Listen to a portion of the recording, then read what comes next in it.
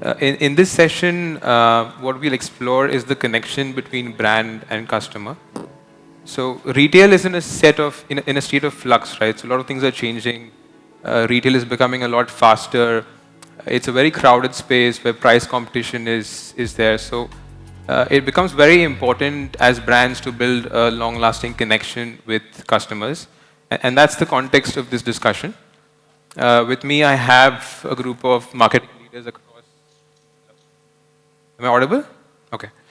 With me, I have a group of marketing leaders across F&B and retail. So without further ado, I'll just kickstart the discussion. Maybe we'll do a quick round of introduction. I am the General Manager Marketing for Jawhara Jewelry. Hi, good evening. I'm Anoop and I head marketing strategy and brand transformation for Ajmal globally. Hi, good evening everyone. My name is Lama Nasser. I'm the head of marketing and CRM for Al Yasra Fashion. Hi everyone, good evening. My name is Ashraf. I'm head of brands and growth at Philly Cafe. Hi, good evening everyone. My name is Pooja Naik and I am the head of marketing for Nando's UAE. Great. So to start off the discussion, I have a common question for all the panelists. So, I spoke about how we're in a reset retail world, right? So in this kind of context, what truly makes a brand meaningful to its customers? So what are your first thoughts on that? Start that side. I think the relevance of the product that you are selling is what makes the brand meaningful.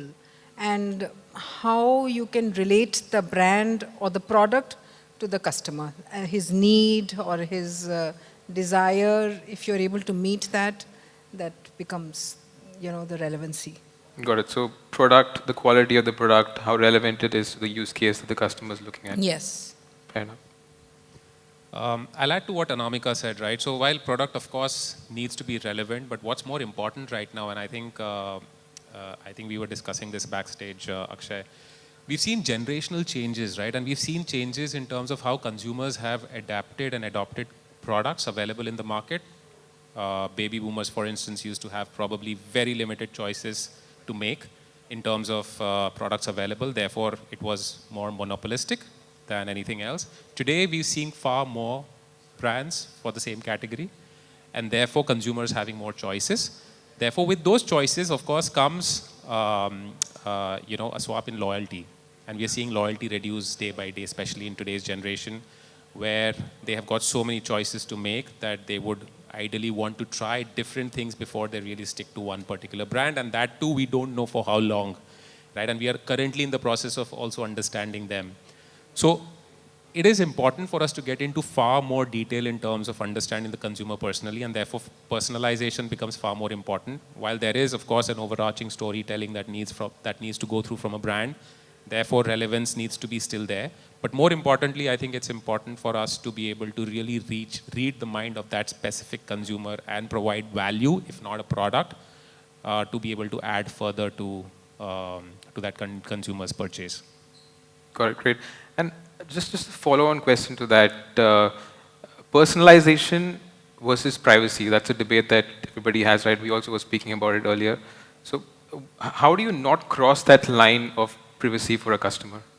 I think that is where data exchanges becomes critical, right? So from one entity to the other. Of course, for instance, if I'm buying fragrances from Ajmal Perfumes, I believe that the brand should know when I walk into the store what I've purchased over the previous years, therefore be able to customize my offering and give me an offering that is truly relatable to me, right? As against the same data probably going to, say, a fashion brand, where I walk in and they say, you know what, we know what you purchased at an Ajmal, therefore we want to offer. Now that for me is crossing limits, right? So when data starts moving from one entity to the other and gets misused is where then I feel it's breached my privacy. But if I'm walking into a store knowing the fact that, this brand I've been purchasing for a long time now, and I expect them to be able to personalize my next offering, is where I'll feel a little more comfortable and quickly make a purchase and walk out. So I think that's the sort of difference that we are talking about. Understood. So first party data still okay, but when it becomes third party, it becomes a bit... Especially if it goes on social media. Yeah. All right. Lama, your thoughts? Well, I agree. with both of you. I'll just add the after sales. So once we have a relevant product and we know how to market our product in a personalized way that we create loyalty, we need also to take care of the after sales. When the customer is coming back with a problem or an exchange, he should be treated as a king and should not be treated with a shame that why you are coming or this is not the policy or anything, because I feel the after sales creates the loyalty more than any other aspect in the marketing. Yeah. I mean, the journey starts with the purchase, doesn't end there, right? I think that's very well put. Ashraf? So about the relevance, I would say as soon as your brand has been chosen organically by your customer, then and there the brand is very relevant. Of course, when customer is selecting a brand without thinking twice, then you are successful. That is what brand relevance is. Got it. So you make it kind of a habit for the customer, and that speaks about what Phillies does as well. So fair enough. Pooja? So I agree. I think product is definitely key. Having a core product that everyone loves and wants, and for us at Nando's, that's our iconic peri-peri flame grilled chicken. But then beyond product, I think it's also important in terms of how you show up to consumers. So for us, beyond price and promotion, it's about showcasing purpose, showcasing personality, and relevance in consumers' everyday life. So when it comes to purpose, Nando's, we are a very purpose-led brand. We're people first. And that's showcased in everything that we do, from our customer experiences, our CSR initiatives that we do throughout the year. So I think our customers very much recognize how much we are a people-first brand, and for them, that gives them that deeper meaning and connection with the brand. When it comes to personality, of course, everyone knows Nando's has an outrageously cheeky personality, and we have a very bold tone of voice. Again, that's something that our customers very much resonate with. And then when it comes to relevance in customers' everyday life, it's really understanding where do you fit in their life. And again, for Nando's, that could be anything from breakfast in the mornings, a casual lunch with your friends, dinner with your family, or even life events like birthdays, graduations.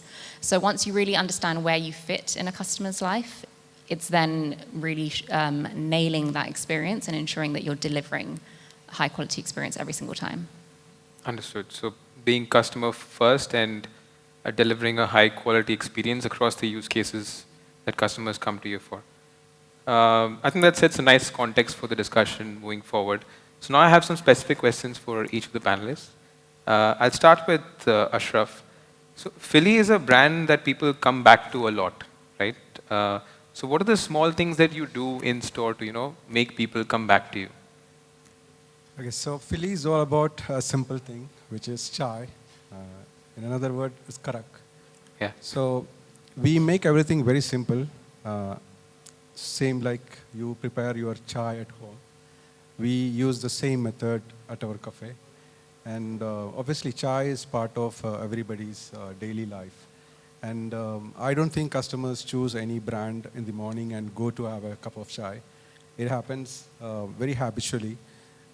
That is the strength of our brand. So if somebody is wanting to have a cup of chai, maybe after a work or during a long drive, they always choose their favorites, right?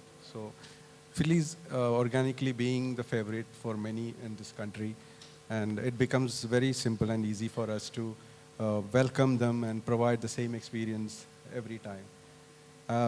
The other day I was talking to a mom. She is actually a businesswoman. She's doing her business at home, and she always having a cup of tea at home. She makes very good tea at home, but she eventually started going to Philly to have a break, have a reset from what she's doing every day. And nowadays, she's having her cup of chai at Philly. So that kind of habits we want to create. Mm-hmm. So that's what we do, very simple way. Got it. Got it. And just to add to that, I think the chai is delicious as well. So that definitely helps with the habit formation. Next to Anoop and Ajmal. So you spoke about Gen Z as well. So quite a relevant question, I guess. So, Ajmal sits at the intersection of heritage and reinvention, right? So, how do you, modernize a legacy brand without changing what the DNA is all about? You know? So for those who don't know Ajmal as much, I'm sure everyone's aware in this region, but we're a 75-year-old brand, so therefore a legacy brand. We've had a fascinating journey so far, but for the first time ever, we've thought about transformation, right? And that sort of leads into the same thing that I was talking about before, that as we see generational changes happening, we are seeing consumers being far more discerning to the requirements that they have, not just from a product perspective, it's also with the story that comes with it. Of course, product involves the actual fragrance itself, the packaging, the information. But then beyond that, there are a lot of these soft value adds as well that the brand needs to communicate, right? There are certain core assets of the brand, and those core assets of the brand is where the personality of the brand is depicted. You can't change it. I mean, I'm saying, if you're looking at a transformation, it cannot be repositioning of a brand that's been in existence for 75 years. It's about picking up a few of those assets and being able to communicate it in the way that the consumers today want to hear it. That basically means that if I have, and I've been using 3 or 4 different assets, for instance, just to give you an example, Ajmal is a farm to fragrance. We grow our own ingredients, particularly oud, which is now very, very popular globally. We've got our own manufacturing and we retail ourselves as well, right? So while farm to fragrance is one of the assets, we are also known as the king of oud. We are also known as, a brand that is that has a full value chain. So if I have all of these assets, understanding what a consumer and sustainability, right? It's one of our key messaging as well, because while we use ingredients from trees, we also further give back to the nature by planting more trees. So we've realized that when you're recalibrating the relevance to the current audience, it's important to get consumer insights to understand what is it that you can really bank upon and further elevate so that you are able to reach to that particular set of audience and be able to be relevant to them. We are not looking at chasing trends. We are really looking at creating relevance for today, and that communication therefore could be through social media, influencers, TikTok, you name it, and these are all social media platforms that really reach out to the audience with that right storytelling. But then you further back it up with a lot of consideration at the mid-funnel. So you're obviously driving an awareness at the top, but then mid-funnel really requires you to be able to do certain things where consumers believe that, yes, this is a brand for me to make a purchase. Therefore, what do you do on ground? How do you really interact with these audiences at a face-to-face level becomes far more important. And I think that is what we are seeing. But then at the bottom is where loyalty comes in, right? Purchase and then loyalty. And I think those are codes where we are trying to really further be able to personalize ourselves and say, okay, fine, you've been buying from us for such a long time. The brand has also evolved. Therefore, how are you changing your communication goals to those set of audiences so that they try the brand in a different way and therefore be able to stay relevant over a period of time. So I think relevance is the word we've been hearing for some time now, very, very key to marketing, especially in today's era. And I think if you are able to really use those assets to stay relevant, I think is where you'd be able to transform and not reposition yourself, right? And that's, I think, the difference between a transformation and repositioning. So I think, yes. And I think from a brand perspective, we've, of course, identified the stuff that we feel, and insights are very key core to this, understanding consumers' insights today. So do you, you spoke about consumer insights, so do you have a mechanism through which you collect on-ground feedback from consumers? Yeah. We've got a big loyalty program, right? We've got a loyalty program called the Ajmal One. We are the biggest in this region amongst the competitors that we operate in. So that data gets further churned. There's a lot of statistics that go into identifying core segments. It's not just about purchase patterns. It goes far beyond purchase patterns in terms of how a consumer has been buying throughout the life, and therefore be able to identify what would ideally be the next purchase, right? So there is, of course, a little bit of technology and AI that has come into play now. But I think that sort of really helps us lean towards a next product introduction into the market, and very specifically to a geography that we feel would be very different from, say, our core markets as well. So I think those are certain areas that we've sort of working on, and technology definitely really brings in a significantly more robust guesstimate to what it should be. Understood. Very interesting. My next question is to Anamika.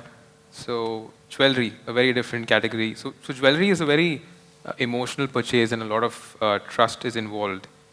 especially considering where the gold prices are today. So, how do you build and maintain trust with your consumers? Thank you, Akshay. But, very interesting.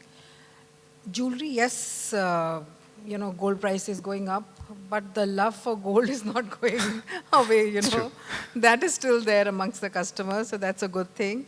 And Jawhara as such has been in the industry for a very, very long time, maybe in different names, but the family has been jeweler since 1907. So they have a 120-year heritage and lineage. And the first Emirati brand, so-called, so that trust is humongous. Amongst the Emirati families, amongst the Arab families, we are the most preferred brand. And with that comes a lot of responsibility also. We have to make sure that, we live up to that responsibility and cater to the needs of the customer, whether the gold goes north or south. South doesn't look like anywhere sooner. But yes, that's, I think, the most important part, that, to have that capability to cater to their requirements at all times. And we are a very, emotion-driven business. Yeah. So whether it's the birth of the child, whether it is the, it's a graduation, any important occasion in the family, or, whether it's the engagement, the marriage, the anniversary, the Valentine Day, which is coming around the corner. I'm sure you also possibly have a loyalty program that... No, we don't have a loyalty program. So on these occasions, do you reach out to customers? Oh, yes, we do reach out to customers. But that's just, but that is something that, yes, we are definitely, working towards having a loyalty program. Okay. But yes, there are so many associations that are there with the product. So that really takes a very big, seat, and we make sure that we are catering to all those occasions. Mm-hmm. And that is how we ensure that, we stay relevant for the brand, and we, stay close to the heart of our customer. Got it. So I think the long tradition really helps in building the trust. That's one thing. And you cater to all the occasions of customers. Absolutely. And, especially when it comes to marriage or, engagement, those are very important decisions in the life of both the man and the woman. And that process is a very long process, to choose the right ring, to choose the right, wedding set. And that's where we really play a very important role. Understood. My next question is to Pooja. So Nando's is, again, a very loved brand in the region, right? And people tend to feel a connection to Nando's. So when somebody walks into a Nando's in the UAE, how do you want them to feel, and how do you make that happen operationally?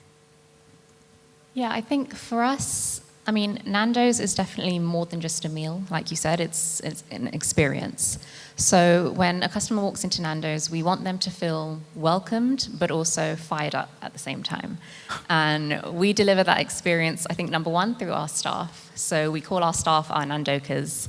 And if you've ever met them, they are the most passionate people. There we have. Yeah, very energetic. And that energy is very infectious for our customers. So our customers definitely love interacting with our staff.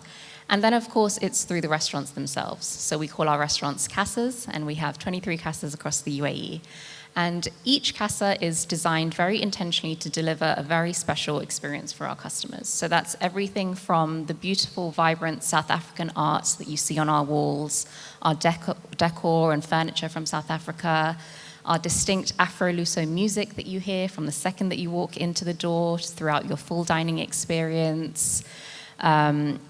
Something that I like to call our Nando's delights, which are the small things that make Nando's very unique, from our bottomless sauce bottles on the table to the witty slogans that we have on our napkins. These are all things that contribute to that customer experience and make that dining experience, again, like I said, more than just a meal, but an actual memorable occasion that keeps customers coming back for more.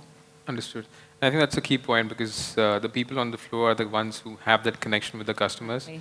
So it feels like they're empowered, right? And that's how they drive that experience to the customers as well. Exactly. So, okay. My next question is to Lama. So you manage a portfolio of fashion and lifestyle brands. And fashion is a space that's getting very competitive. There's a lot of promotions, discounts, etc. happening. So, what kind of marketing in this context helps you create a very lasting, brand preference in fashion? Let me first introduce Al Yasra to you, whoever doesn't know Al Yasra, and I'm almost certain that all of you. So Al Yasra is very similar to Arshaya. It's a house of brands. We manage brands like DKNY, Colhan, Allbirds, Sam Edelman in footwear. We have Premium Fashion, which is Maximara Group in Kuwait. We have Gap, which is Athlete and Banana Republic, also in Kuwait. And we have a newly jewelry brand called Mijori. It's a Canadian brand. We are the first franchisee in the GCC that got this brand. So we have portfolio of brands. Now,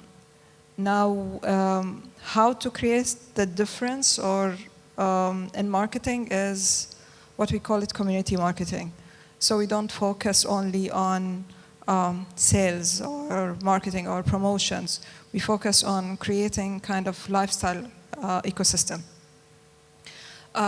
What we do is we identify who our customers, what their interest, and we tackle that. So we go, for example, having collaboration with yoga clubs. We know whenever we are approaching an influencer, we are not just approaching an influencer for her followers or engagement rate. We want the influencer to share the same values of the brand. On the top of that, the same values of our customers and the same values which we want the customer to perceive on our company. When we are, for example, having these collaborations, we are creating these events for the customers to come and engage with our products in our stores or our field without being pushed to be transactional. It's a reason why we are creating a community. We want them to see all Al Yasra brand as a reason why they need to tie with each other, to connect with each other. And we are not doing this just for connection. Also, we see every opportunity of collab or community building activity or in-store activity or niche influencers as data on ramp. So we are collecting the customer data there, and from there, we enrich our CRM. And then we will have the chance to have this customized approach, one-to-one marketing, to reach out the right customer at the right time with the right product, rather than blasting the customer whenever there is a season. Got it. Yeah.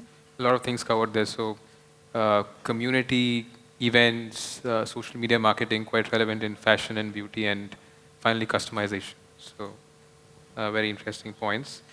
Back to you, Ashraf. So we spoke about the operational aspects and what makes people come back to Feliz.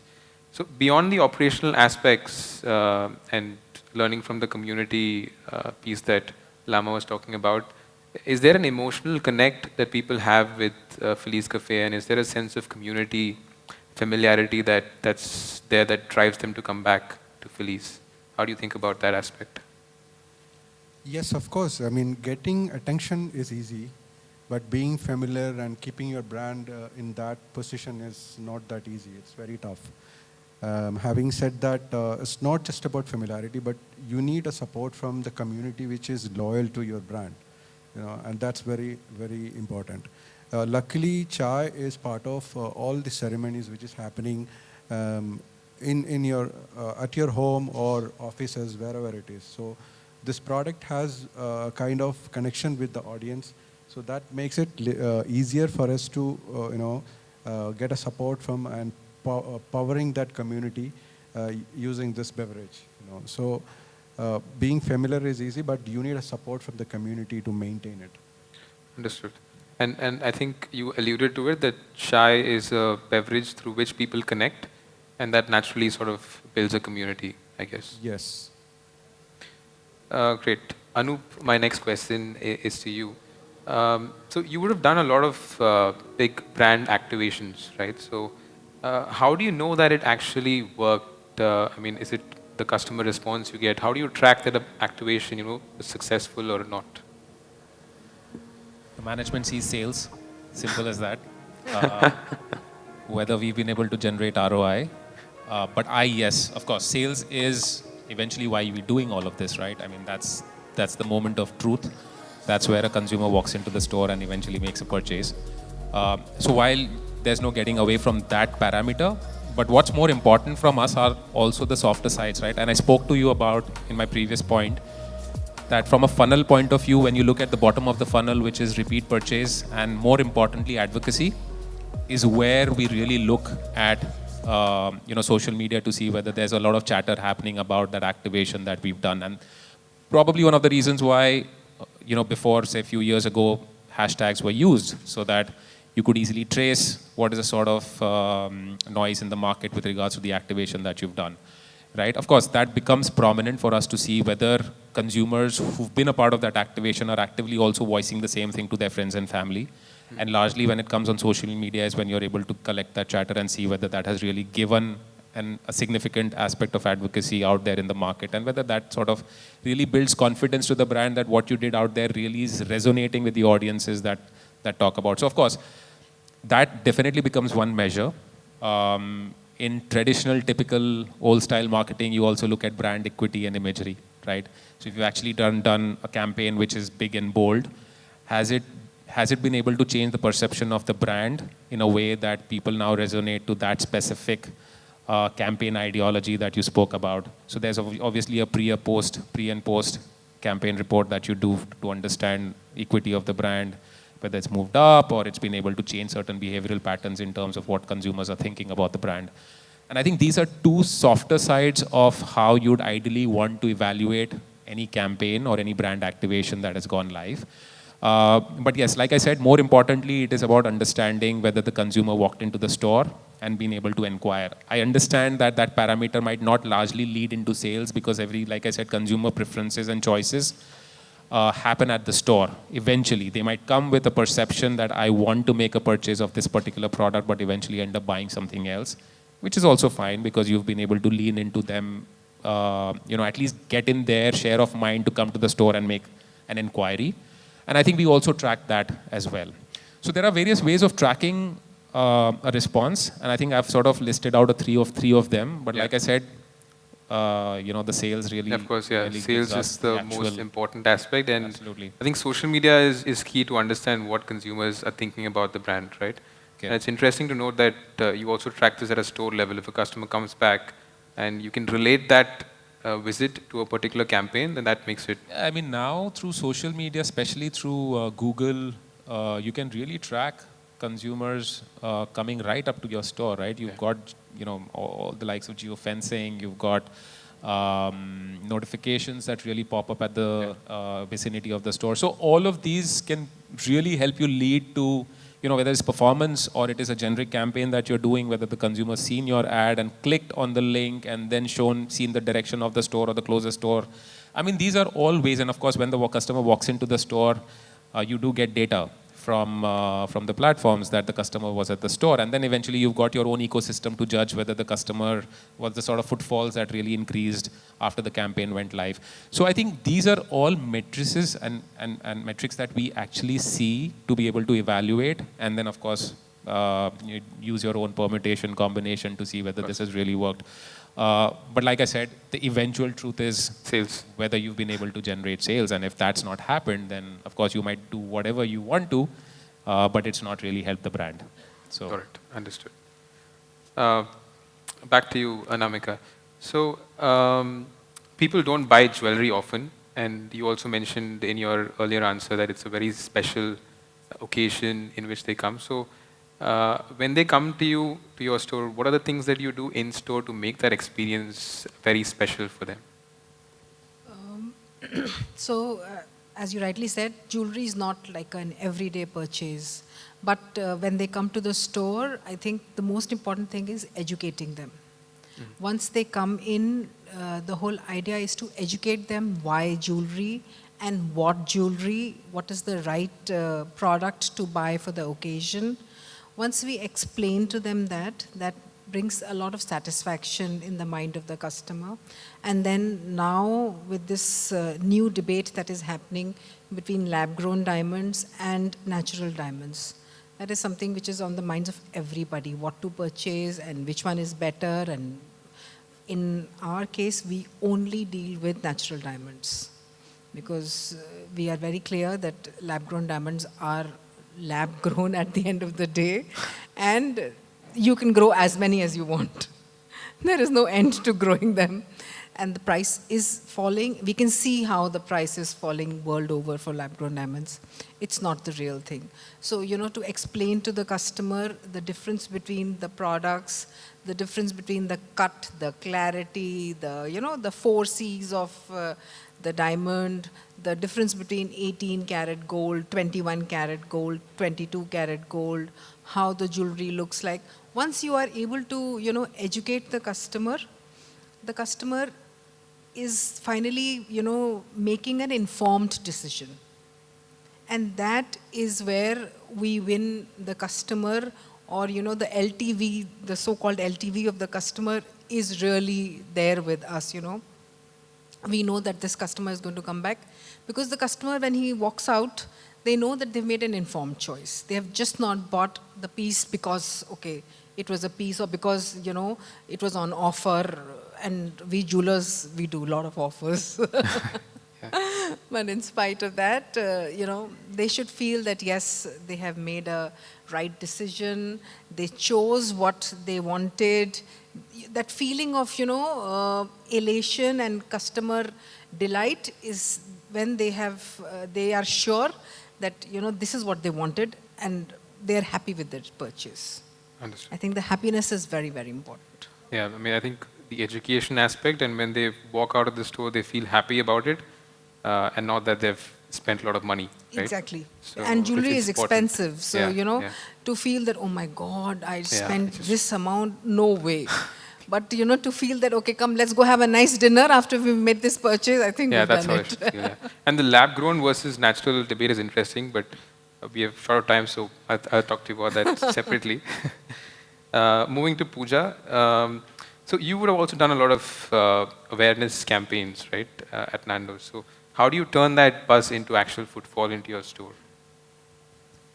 Yeah, I think so. For Nando's, we have been in the UAE for 23 years. So we've very much built trust and credibility with our customers. We, of course, have set campaigns and products that we launch throughout the year, about 2 or 3. And these are things that our customers are expecting and aware of. So whether that be our annual flavor of ashwatada that we're launching, or even when we enter new categories like the burger category with our gourmet burger range. But whenever we innovate, we always still do it with that distinct Nando's flair. And that is really what customers come to Nando's for, and that is what they know and they love about the brand. So yes, when I'm doing these big awareness campaigns and I might have a 3D billboard in JBR Roxy Cinemas, or I might do a huge taxi takeover across Dubai, ultimately customers always know what they're getting with Nando's. And one thing we always do is with our campaigns, we also look beyond just the campaign period. So if I have a 3-month campaign, I'm not just looking at the data within that period. Once the campaign is finished, I'm also then looking at how has the product continued to perform, how has that category continued to perform. And that's when you really start to see that actually it's not just noise, there was substance behind the noise. Understood. So you look at a longer period post the campaign. Yeah. Which is quite interesting. Moving on to Lama. So many of your brands are quite premium, right? And they have distinct identities. So how do you make sure the experience feels elevated across all your brands while honoring the distinctness of each of the brands in your portfolio? So we treat each brand identity as a compass. So it's the brand DNA, the brand look and feel, the logos, the colors, the tone of voice. We do not negotiate with that. We just implement it blindly. However, the service layer is our own. So how to customize and how to translate that brand into the local reality, it's where Al Yasra comes. The brand gives us assets, but we give context to the brand. So we make sure that, for example, for a campaign, we curate the assets. We cannot, for example, take all the assets that they give us because it's not market relevance. We also feed into the brand if we want special products, like, for example, Ramadan. Ramadan is not there in their own portfolio in all our brands. So now all our brands, like a brand like DKNY or Maximara or Marina Rinaldi, they are launching Ramadan collection, and we are having actually localized photo shoot in the GCC. It shows how much Al Yasra trying so hard to link the bridge between the global brand vision while with a local treatment. Like, we are there, this is a global brand, but we will deliver the brand the way you want. We are not just getting the brand as it is. Also, the product itself, we curate the product. We do not buy all the collections that is launched in the home country. So we make sure that we find the right product for our customer, as well as the after sale. So in the store, in the shop floor, the language is used, the way we communicate to the customer, it is unified across all Al Yasra. The customer feels the premium treatment when he purchases or he comes back for a repair or a return or a refund. We treat the customer in that we give the customer that premium treatment across all. And we could see actually when we looked at our data, especially after, I'm sorry, I know that the time's up, That's okay. but especially when we had that community management, community activities, and all the activations that we have, the lifetime value has been increased 30%. And our win-back customers who were dormant last year, the sale has increased 47%. So we actually could see that shift in our data. Got it.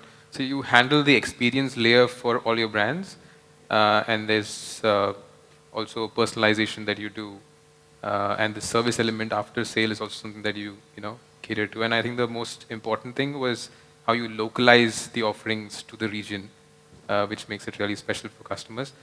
I'll end it there. Thank you so much, everyone, for sharing such real-world insights with us. I hope the audience had a good time, and have a wonderful evening ahead. Thank you.